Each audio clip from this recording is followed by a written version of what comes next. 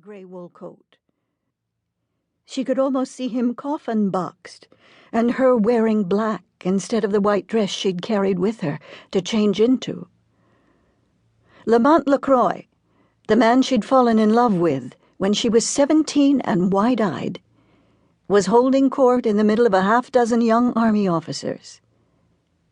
Since sunset, she'd learned more than she ever wanted to know about her fiance, more than he'd told her in the 20 letters he'd written over the past 7 years.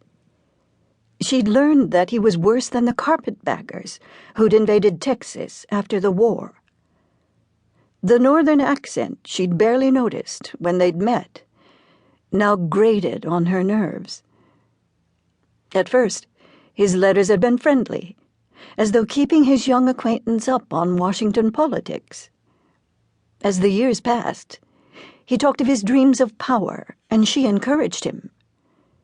2 years ago, he spoke of needing her, of wanting her by his side. She hadn't bothered to think of all he didn't say. He'd fooled her completely, reeling her in. No, she corrected. She'd fallen for his lies because she wanted them to be true. She wanted to be the important wife of a senator, to live in Washington, D.C., all winter, and go to parties. Now, listening to him brag, Beth knew that she was an idiot. No man in Texas had ever measured up to this congressman and his letters. She wanted him to be real so desperately that she hadn't even heeded her father's warning. She jumped when she should have hesitated. The rattle of the train couldn't block out Lamont's voice as he bragged that the McMurray woman, as he called her, would fatten his bank account and warm his bed. She heard him tell the men around him that it was all he could do to keep from bedding her when he'd met her all those years ago in Washington. She was ripe and ready. He'd laughed. It would have been easy enough, he'd claimed.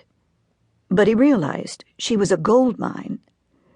If he handled her correctly, he'd control not only her body, but her mind as well as her wealth.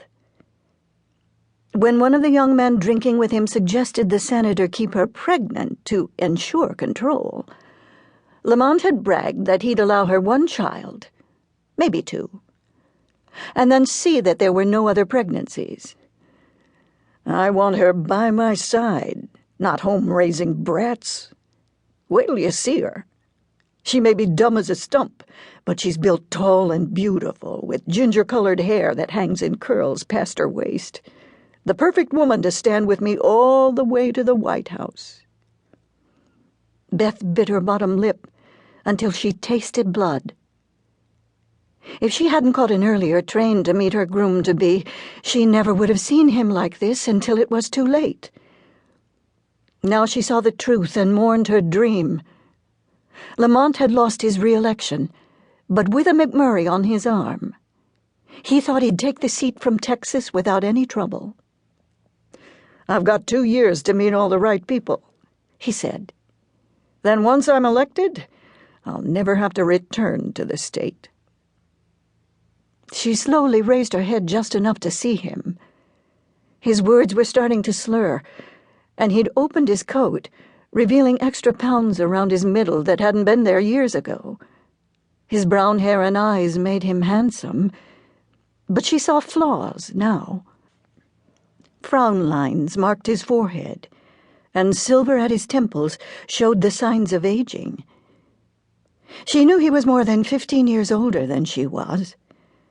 It hadn't mattered before tonight. But now, she saw middle age weighting his shoulders. He wasn't a young man, and by the time she bore and raised his children, she'd be nursing an old man. Rain tapped on the windows, and one of the lanterns blinked out, throwing the back of the car into shadow. Beth didn't care. At the next stop, she'd rush off this train and vanish. No one would look for her.